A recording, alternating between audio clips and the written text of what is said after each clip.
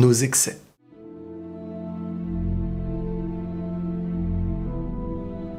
Vous savez, à travers tout ce que l'on fait en trop, on y prouve ce qu'on a en moins. Le trop de quelque chose cache souvent un manque de quelque chose. Celui que tu entendras très souvent parler fort sera quelqu'un qui cache un grand silence à l'intérieur. Un silence qu'il rejette inconsciemment, ou parfois même consciemment. Celui que tu verras dans une arrogance excessive abrite inconsciemment un manque de confiance. Il aura besoin de prouver au monde une valeur qu'il n'arrive pas à se donner lui-même. Et par les mots extérieurs, il pense trouver les pièces manquantes à son puzzle. Ce besoin d'exposer sa richesse, ses bienfaits professionnels, montre bien qu'il y a un besoin de compliments. Tout ça pour sentir une certaine satisfaction venant des autres qu'on n'arrive pas à avoir de nous à notre propre récompense. Beaucoup cherchent à prouver au monde entier ce qu'ils aimeraient qu'on aperçoive d'eux. Quand ils sont seuls à se regarder devant le miroir, ils se voient avec leur manque. Et dans les cas les plus tristes, ils ont même réussi à se rendre aveugles de leur personne. L'excès, c'est quoi?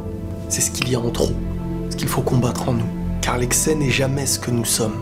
C'est la touche en trop qu'on y ajoute pour sauter les étapes. Ce n'est pas la recette pour guérir de nos mal-être. Et plus on en prend, plus on en veut encore. Car on n'en possédera jamais assez. C'est une carapace que l'on transforme en ce que nous ne sommes pas. L'apparence de quelque chose cache parfois son inverse. Pour cacher une timidité, on cherchera à tout prix à prouver qu'on ne l'est pas, dans notre manière de parler, dans notre manière de marcher. Mais ça ne paraîtra jamais réellement naturel. Vous savez, le bien-être ne le devient pas à travers ce qu'ils disent de nous, mais sur ce qu'on a réussi à se prouver à nous-mêmes. La vraie richesse, c'est quand tu n'as pas besoin d'une parole pour l'être, mais d'être avant que le monde extérieur ouvre la bouche. Beaucoup d'hommes aujourd'hui n'arrivent plus à se sentir hommes, ce qu'ils sont sur Terre tout simplement. Leur vécu, leur traumatisme, leur maladie font que certains ne se reconnaissent même plus. Ils ont mal et donc tenteront de changer beaucoup de choses.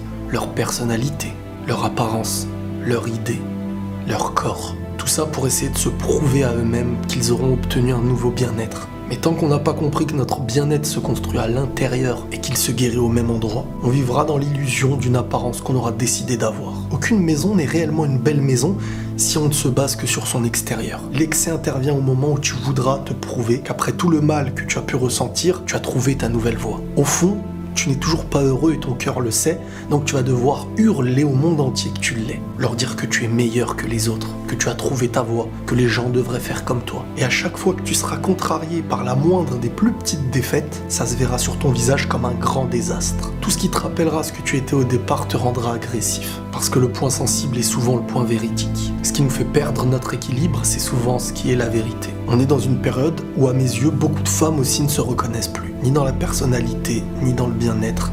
Le cœur est triste. N'arrivant plus à se sentir ce qu'elles sont, elles en deviennent malheureuses d'être une femme. Elles chercheront à devenir autre. Et pour en guérir, malheureusement, le combat va se faire à l'extérieur au lieu de le faire à l'intérieur. Pour se sentir acceptées, beaucoup seront dans l'illusion d'une nouvelle apparence, dans un nouvel excès totalement différent de ce qu'elles étaient avant pour leur faire oublier. Elles devront jouer ce qu'elles ne sont toujours pas. L'apparence de celle qui aujourd'hui s'est retrouvée est heureuse, vit sa liberté comme elle le sent, avec énormément d'excès pour cacher le souvenir de ce qu'elles étaient et qu'elles n'arrivent pas à reconnaître en elles. Le simple fait de dire qu'elle est une femme pourrait la rendre malade. Une personne heureuse est rarement quelqu'un qui a besoin de crier, ni quelqu'un qui a besoin d'être toujours vu. Une cause à défendre n'est pas une cause qui attaque. L'extravagance, qu'elle vienne de la femme ou de l'homme, c'est une carapace, un message. Le besoin d'être vu non pas sur ce que nous sommes, car ce qui est profond en nous, notre racine, on ne l'aime pas. Et on déteste ceux qui ont l'air de s'y satisfaire, ceux qui vivent en paix avec ce qu'ils sont. Il y a une facilité à aimer celui qui n'aime pas la personne qu'il est, qui veut changer. Les belles paroles ressemblent à du poison pour celui qui n'est pas heureux. On se rejette soi-même en espérant être une nouvelle personne. On crée des centaines de combats qui partent d'un bon sentiment. On cherche simplement à être écouté, être respecté. On dit vouloir être respecté, être écouté et non utilisé. Malheureusement, beaucoup de combats venant d'un bon sentiment se verront utilisés par des personnes n'en ayant aucun. Beaucoup de femmes se battant pour leurs droits se verront utilisées par des hommes mal intentionnés qui leur diront comment les gagner. Ne soyons pas naïfs. Souvent, on est mis en cage avec pour slogan la liberté. C'est comme ça qu'on est manipulé. Le juste milieu n'existe plus.